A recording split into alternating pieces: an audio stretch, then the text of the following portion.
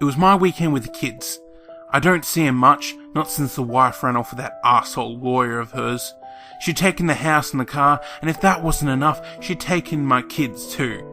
Angie was an angel, sweetest little girl there ever was, and Jack was the smartest 4-year-old I'd ever met, just starting to read and all by himself. I'd been promising for weeks now to take him to the zoo.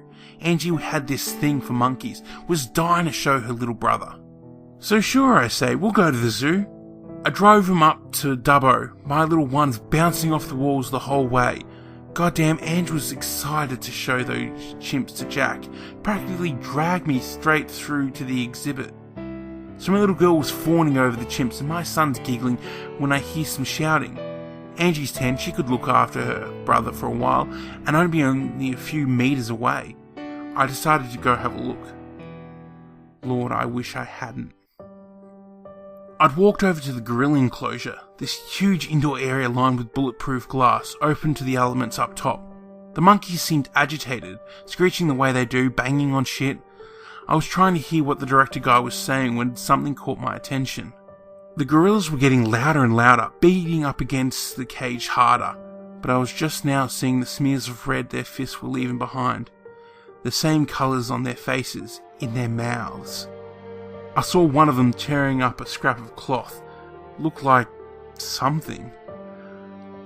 And then I saw the bit of fruit one of the little ones was working on was coated in blonde hair, matted with blood. Suddenly that cloth was looking an awful lot like a zoo uniform. That director was still yelling, getting more shrill by the moment, but I wasn't paying much attention to that anymore. I caught the suit talking to him, saying something about an infection when I heard my little girl scream and everything else went away. I ran. I ran like you wouldn't believe. Like my life depended on it. You've never noticed how strong those chimps are till you see them in action. They're just cute, you know. But now my little girl was crying and one of them was holding my son, my Jackie, through the bars. He was staying perfectly still, that boy, being so brave. Braver than I was. I'm sure I sounded panicked when I told him not to move. To stay real still and I'd get him. But he just said, "Okay, Daddy," in that calm voice of his, trusting that I'd make everything okay.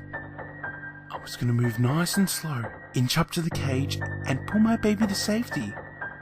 But then it had its mouth open, that fucking beast, and its teeth were around my Jackie's head, and he didn't look so brave no more. I lunged. I'll never forget the sound it made when it closed its jaws.